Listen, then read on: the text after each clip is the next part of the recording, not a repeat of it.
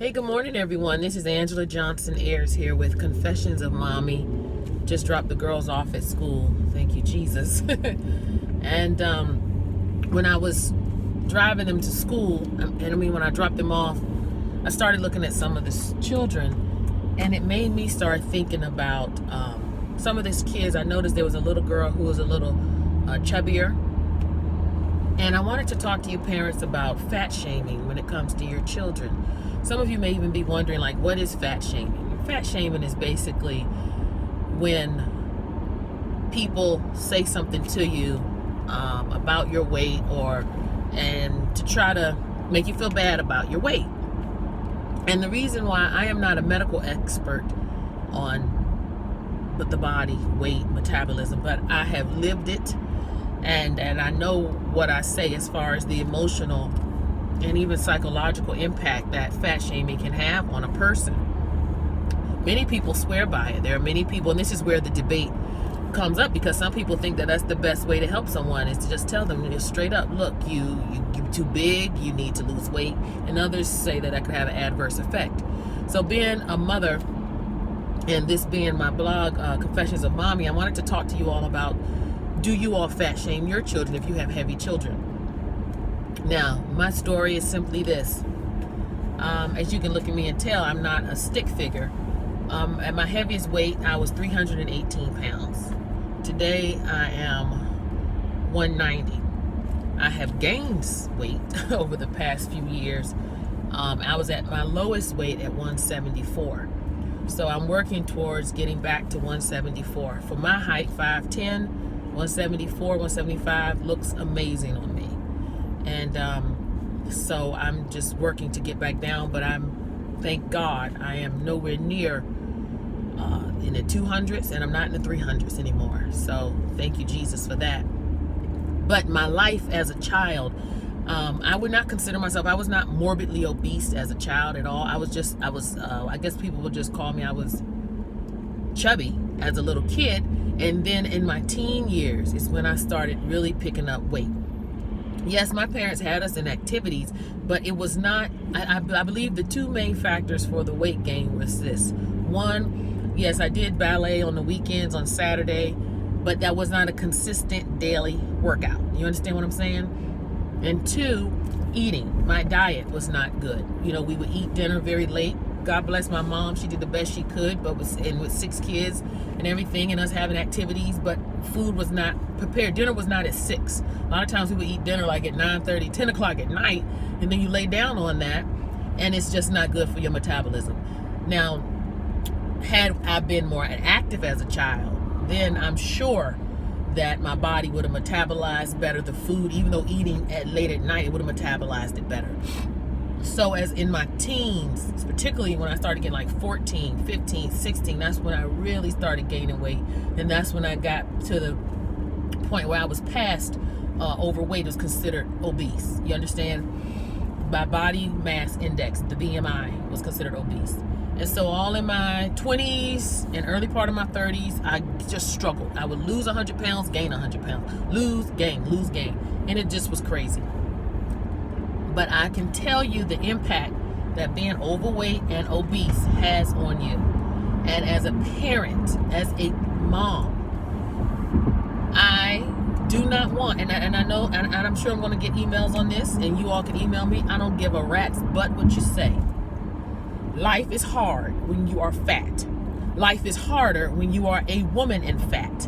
And life is hardest when you are a black, fat, woman. It just is. And so why set my children up for that kind of scrutiny?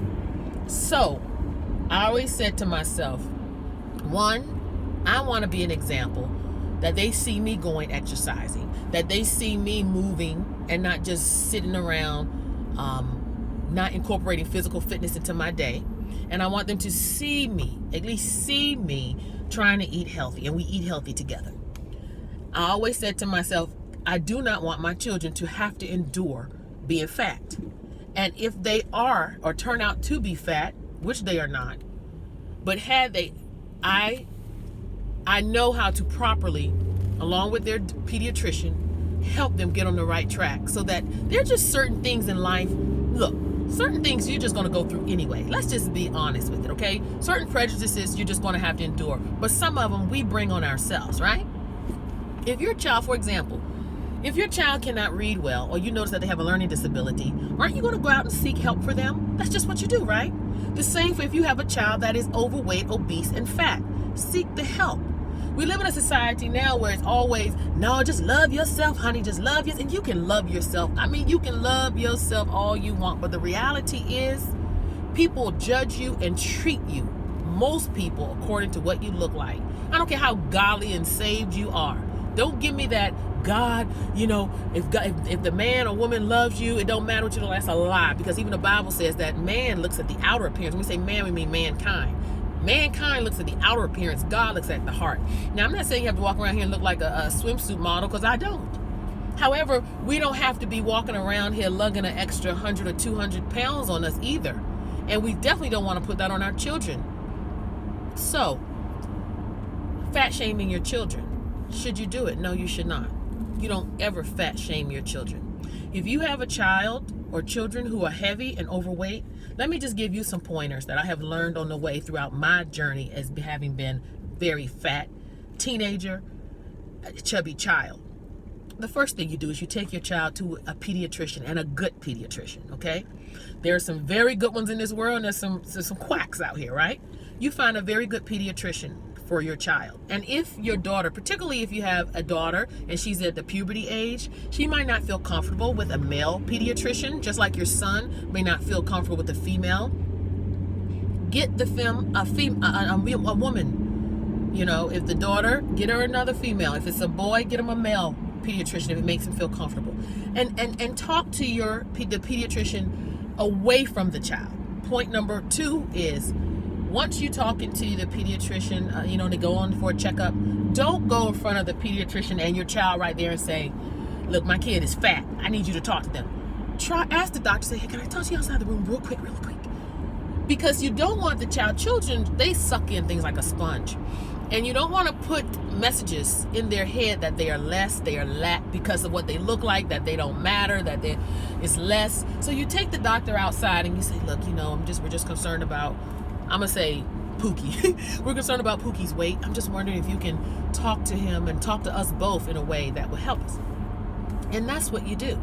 And then any good pediatrician is going to be more than happy to start the dialogue of what you all can do. Third thing, after you get the medical okay from the physician to start some type of exercise program, he's giving you nutritional advice. He may even send you to a nutritionist. Then you just take baby steps. Some of you parents are drastic. I have seen it happen in numerous cases, because having worked in the education field, having worked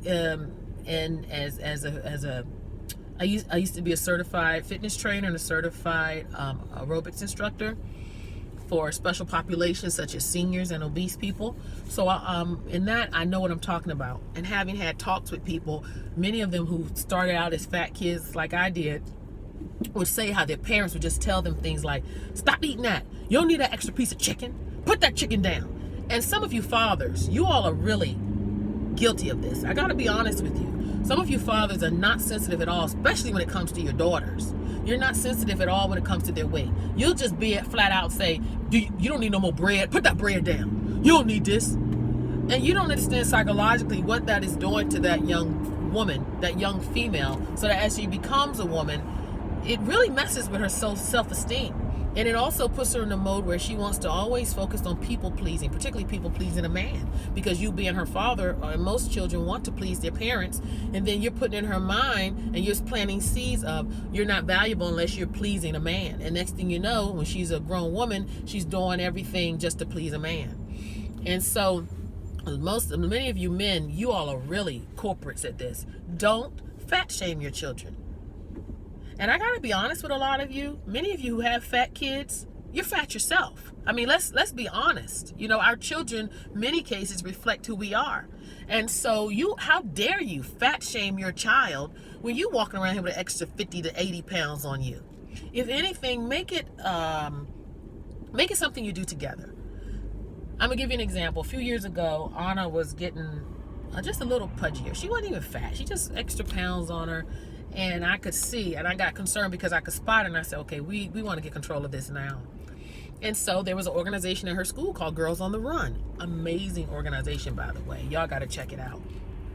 And it teaches them and prepares them to run a marathon. And so while she was training after school for that, I was going to the gym and I was training, and we did a marathon together.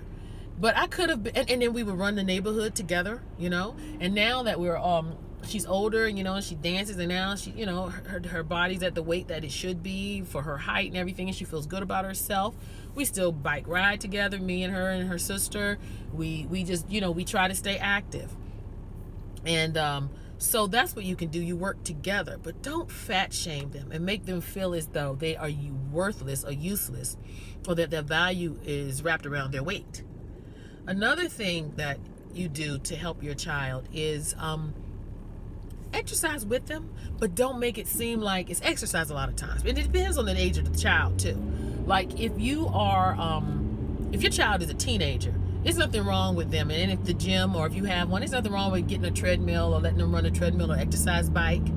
But when your children are young, particularly, you know, of course you can't have them on a treadmill. They'll fall and kill themselves, you know. But you can like say, hey, let's ride bikes in the neighborhood, or let's run, or whatever, and learn. Ask your doctor and do your research on the heart rate and all that, and the intensity of how you should be exercising and things such as that. And with so many apps out here today too, I mean, you know, you can always count and monitor your calorie intake, your fat intake, your exercise, and all of that. But my heart goes out to people who fat shame their children. And I know you're doing it really because you care. I mean, at the end of the day, we parents, we really care. It's the hardest job I've ever had, is being a parent. I swear to you, it's the hardest job. And it can stress the hell out of you. It really can. And so, of course, we want the best for them. And many times, out of our frustrations, we say and we do things. God knows I have said and done things with my children. I have yelled when I shouldn't. I have cursed. Yes. Yes, I have cursed when I shouldn't. You know what I'm saying? I mean, God, I'm human. I'm doing the best I can. My God. And so, but the last thing you want to do is just straight up, you're fat, and excuse me, but your fat ass need to lose weight. You're saying that to an 8-year-old. I mean, my God, what can they do? They can't drive themselves to the gym, you know? And so you can incorporate it in a way where they really are exercising and cutting back, and they really don't even realize it. You know, for example, like I would fix, like I said, a few years ago when I noticed Anna was, and also a lot of times when they're at a certain age, they haven't reached that growth spurt. You know, they hit a plateau in their growth, and sometimes their bodies look more compacted because they're still short, but they haven't stretched out yet. And so I said, okay, I can control too as far as what she eats. So like when she would want snacks, you know, you have carte blanche. You make their snacks for them. You don't want to put candy bars and stuff in their snacks. You can put foods that they like, but it's still healthy for them. And I still wouldn't deprive her of anything. Like I would still give her cake and things like that, but I would portion it. You understand what I'm saying? And I did it in a way I never said to her. Because she would ask me, Mom, am I getting fat? Am I gaining weight? Because so-and-so at school said I'm fat. And I'm like, wait a minute. Now, if she's feeling this way, let me really address this now, and in a way that she's not emotionally impacted by it. And so, like I said, it all worked out, and that's where we are. But you parents, I know we want the best for our children, but there's a way to do things without really fat shaming our children. Don't just come out and tell them you're too big.